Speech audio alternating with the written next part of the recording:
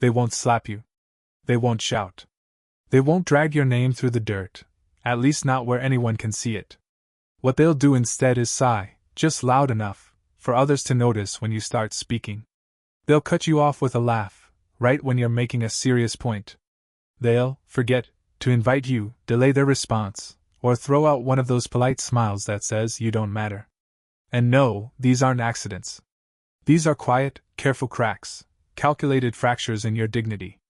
They're subtle. They're sharp. They're deniable. And most folks? They just swallow it. They pretend it didn't happen. They brush it off like it was nothing, because hey, it wasn't that bad, right? But if you were to ask Machiavelli, he'd tell you the truth. This is how respect dies. Not in dramatic blowouts, but in 1,000 little cuts you weren't supposed to notice. And once people figure out they can get away with those harmless moves, they don't stop. They ramp it up. What starts as a casual eye roll ends with you becoming the joke. The afterthought? The person nobody takes seriously. See, power doesn't begin with open conflict. It starts with tone. With a look. With silence. And if you let these 4 small but deadly acts of disrespect go unchecked, each one quiet, each one common, you send a message you'll regret. You can be ignored without consequence. Let's break it down. The first act? It's the one people weaponize quickest and deny the hardest, the fake misunderstanding. You say something direct, clear, controlled, and they act like they don't get it. Not because they're confused, but because it forces you to repeat yourself, to explain, to clarify, until suddenly you sound flustered, or worse, desperate for them to understand. That's no accident. That's psychological warfare. Machiavelli would say this creates a power imbalance. Because now they get to look innocent, like they just didn't follow, while you're the one chasing their comprehension. Suddenly you're performing, dancing around their refusal to engage honestly. And if you let that slide, you're not being respectful. You're being outmaneuvered. Machiavelli's advice? Never repeat yourself more than once. If someone pretends not to understand you after the first clear explanation, don't explain again. Reinforce. Say something like, I think I was clear. And if not, maybe this conversation matters more to me than to you. That line? It's clean. It's calm. It's unapologetic. It tells them the real issue isn't what you said. It's that they chose not to hear it. Because if you keep letting someone pretend they don't understand you, they're not confused. They're conditioning you to believe your words don't matter. Now the second act? That's the one that hides behind humor. The playful put down. You state an idea. You set a boundary. And suddenly, you're met with a smirk. A chuckle. A sarcastic, relax, I'm just kidding. But it's not a joke. It's an insult in disguise. A shot fired in front of an audience. Dressed up like comedy. Here's the trap. Take it seriously, and you look uptight. Let it slide, and they'll keep doing it. Try to throw it back at them? Suddenly you're the aggressive one. But Machiavelli didn't play fair, and neither should you. He understood that, just joking, is often just code for I meant it, but I don't want the fallout. And when you laugh along or say nothing, you're not keeping the peace.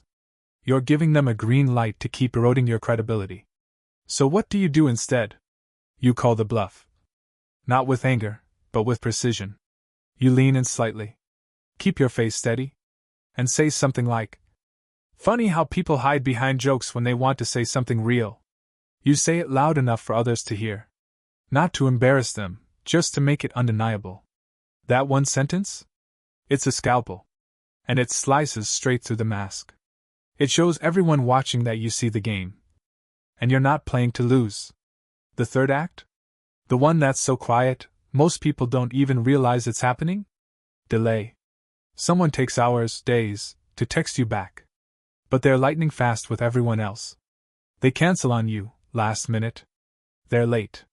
Or worse, they go silent, until they want something. This isn't forgetfulness. It's not bad scheduling. It's strategy. They're testing how much you'll tolerate. How long you'll stay available while they're not. And every time you accept it without adjusting, you're teaching them they can treat you like an afterthought. Machiavelli saw time as power. He'd ask, who waits for who? Who adjusts for who? Who gives time, and who takes it? That's not neutral. That's a ranking system. So when someone keeps you waiting, they're telling you where you stand. Here's how you respond. Don't chase. Don't beg for attention. Just withdraw, gracefully. You stop initiating. You stop filling the silence. You stop bending your schedule to fit theirs. You let the silence stretch. Let it echo. Let them feel the space you used to fill. If they care, they'll notice. If they don't, you just saved yourself from wasting more time on someone who is quietly devaluing you anyway. And now, Act 4. The hardest to detect. The most toxic to authority. Support dressed up as sabotage. It's the friend who cheers for your dream, then tells you, don't aim too high. The coworker who loves your idea, then tells the team it needs polishing. The partner who says, I support you, and then says you came off too intense. It's not hate. It's envy in disguise. Machiavelli feared fake allies more than open enemies. Because the smiling saboteur doesn't need to confront you. They just plant enough doubt to make you shrink yourself. You second guess. You pull back. And they never had to lift a finger. So how do you reveal them? You test the waters. You share a version of your idea that's just a little bolder than your real plan. Then watch. If they try to downplay it again, especially with fake concern, you've got them. The fix? You don't cut them off. You just limit what you share. Compartmentalize. Don't feed them the parts of you they might twist. Smile. Nod. But don't let them near the engine room of your ambition. Because every time you let a quiet saboteur stay close, you're giving someone else control of your narrative. And in Machiavelli's world, whoever controls the story, controls the power. So here's the code. Don't let whispers go unchallenged. Don't let jokes fly unchecked. Don't reward silence with loyalty. Don't let soft sabotage get anywhere near your purpose. Real authority doesn't come from grand speeches. It's built in the quiet moments, where people test what they can get away with, and find out they can't. Because the second you let someone cross the line, even a little, and you do nothing, they learn something dangerous about you. That your boundaries aren't built from steel. They're made of suggestion. And that? Machiavelli would call that fatal. Because real power isn't about controlling people. It's about controlling how they deal with you. And if folks can chip away at your dignity without ever facing heat for it, you've already lost authority in their minds. Not with a blowout, but with a glance, a smirk, a shrug. And that's where most people fall apart. People think taking back authority means throwing down. They think it's all about drama, confrontation, cutting people off. But that's not what Machiavelli stood for. He wasn't about chaos. He was about precision. Every move you make, every single response, should serve two purposes. 1. To make sure there's a consequence. 2. To stay in full control of your emotional tone. Let's get into it. Picture this. You're in a group conversation, you start to gain a little momentum. And someone keeps interrupting you. Not loud. Not rude. Just enough to steal the attention away right as you're about to land your thought.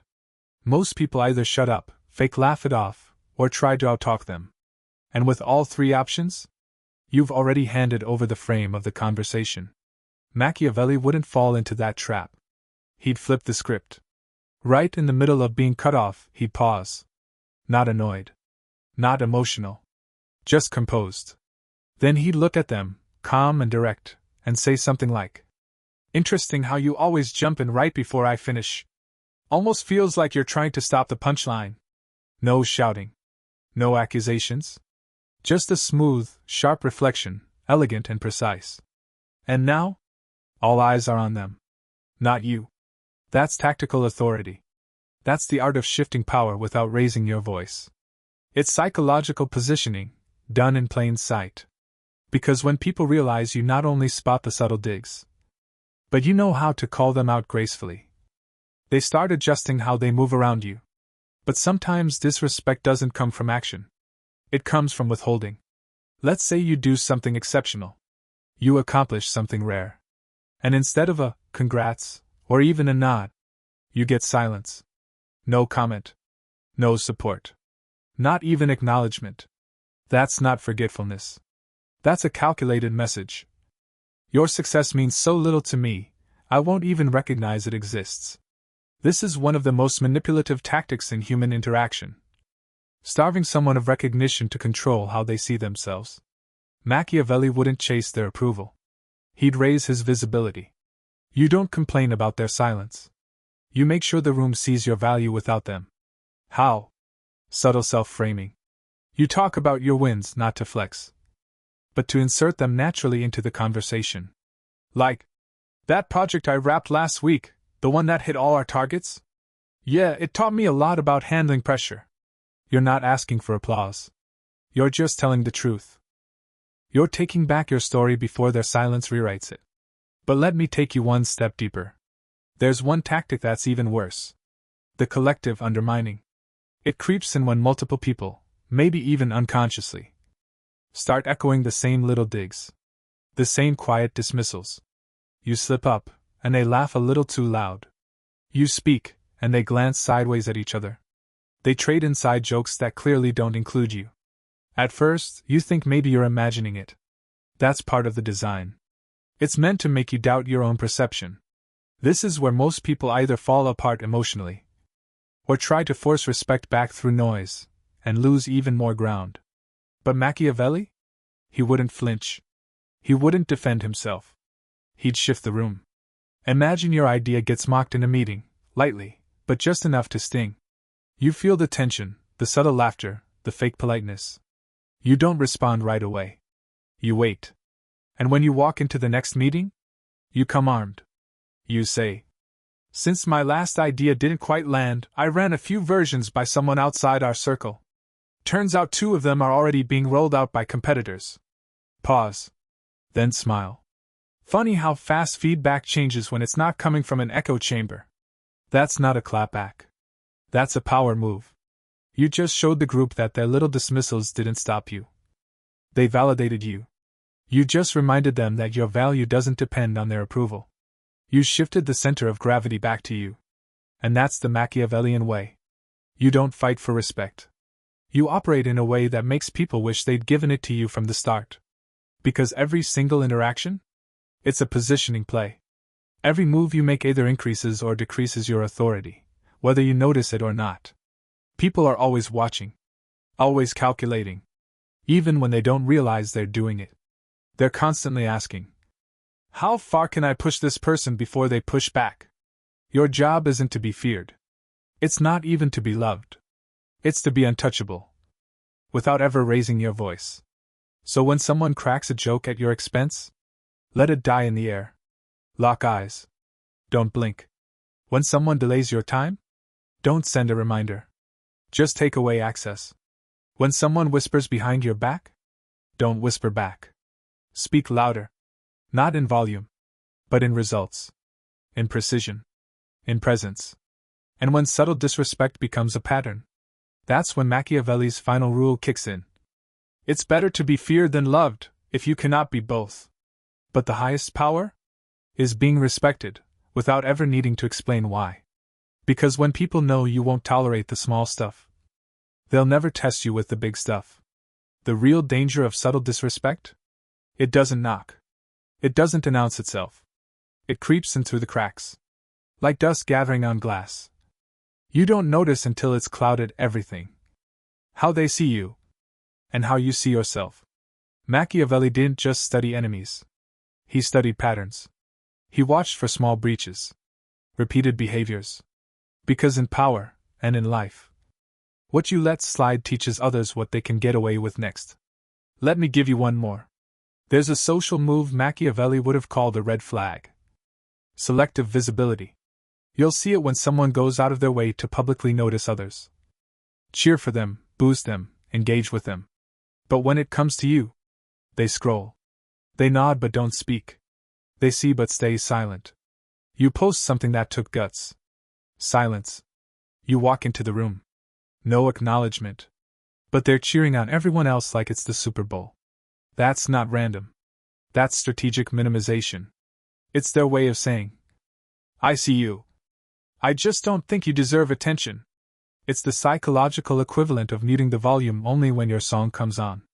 And the trap? It's easy to justify. Maybe they're busy. Maybe they just didn't notice. But Machiavelli wouldn't buy it. He'd call it what it is: a quiet, intentional message. He'd say, they know exactly what they're doing. They're trying to shrink you without saying a word. In a world of status games, selective attention is currency. And when someone withholds it from you, especially in a pattern, they're marking you as low value to those around them. So how do you counter it? Not by begging for visibility. Not by mirroring pettiness.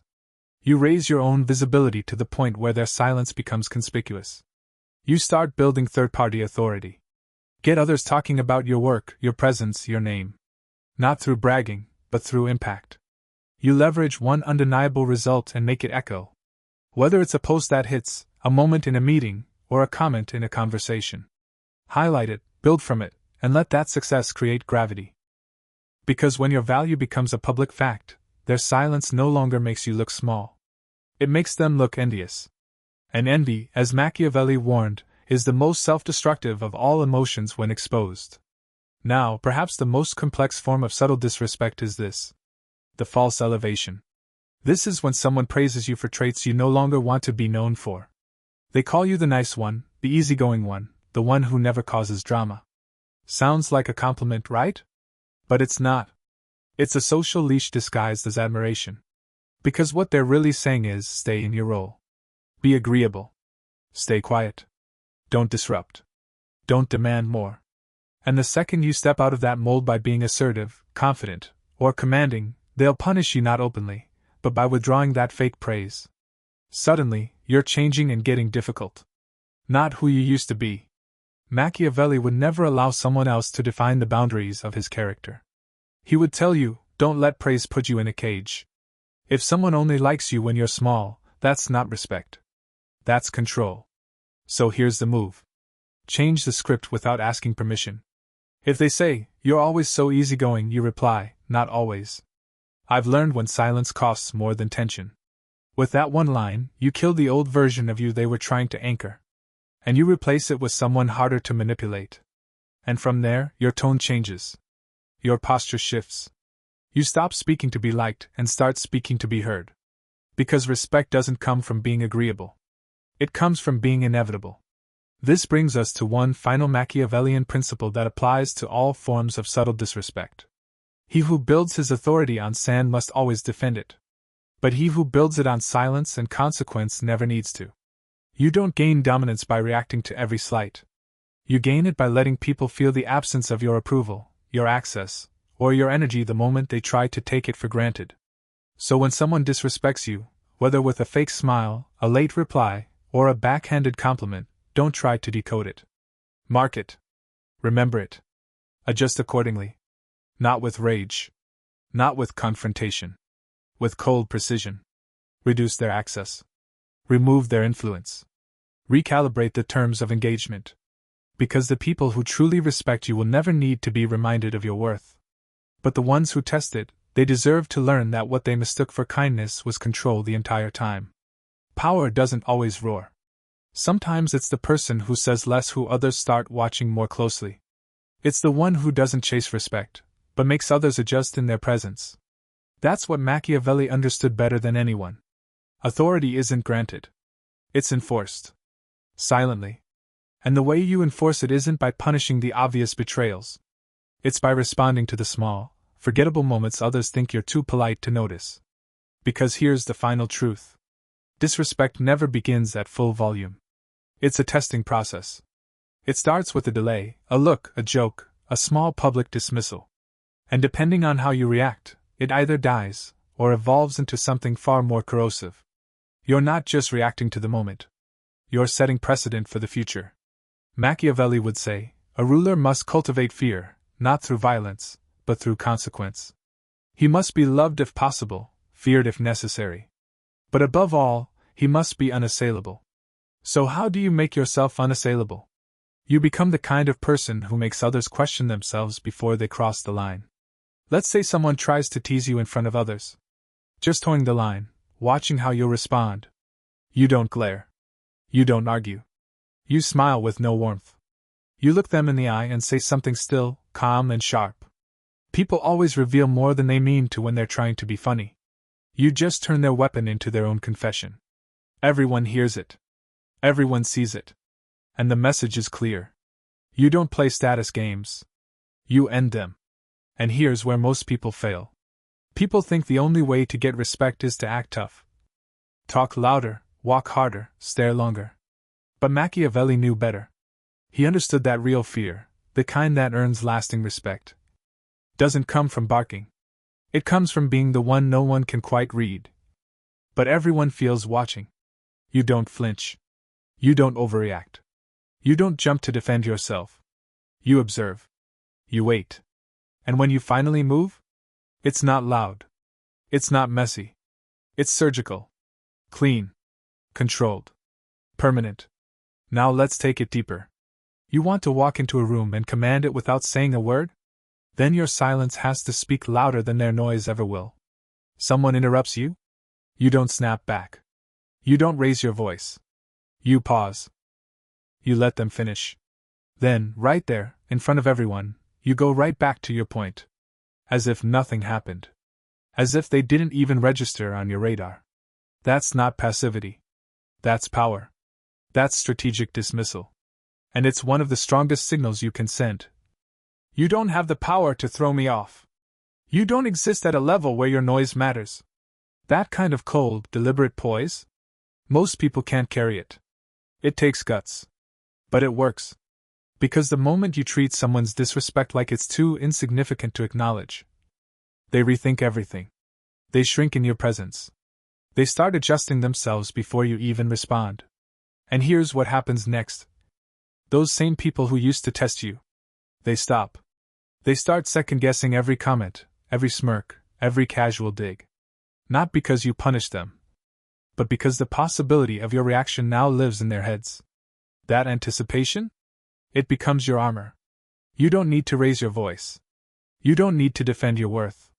They'll do the math for you, before they open their mouth. That's how you become untouchable. Not by being loud, but by being someone who never lets a subtle act slide by unnoticed. Someone who makes everyone feel like they're being measured, not judged, weighed. So here's the new standard. From this moment on, no more laughing off disrespect just to keep the peace. No more staying quiet when the room goes silent on your wins. No more brushing off the harmless jokes, the weird tone shifts, or the backhanded praise. You don't correct people to prove you're strong. You correct it because you know what Machiavelli understood from the start. The tiniest insult tolerated today becomes the gateway for betrayal tomorrow. So when they test you, with sarcasm, with delays, with silence, with shade, your answer? Not noise. Not rage. Not confrontation. Precision. Silence. And a reaction they'll never forget. Not just to send a message to them, but to show everyone else in the room. This is what happens when you forget who I am.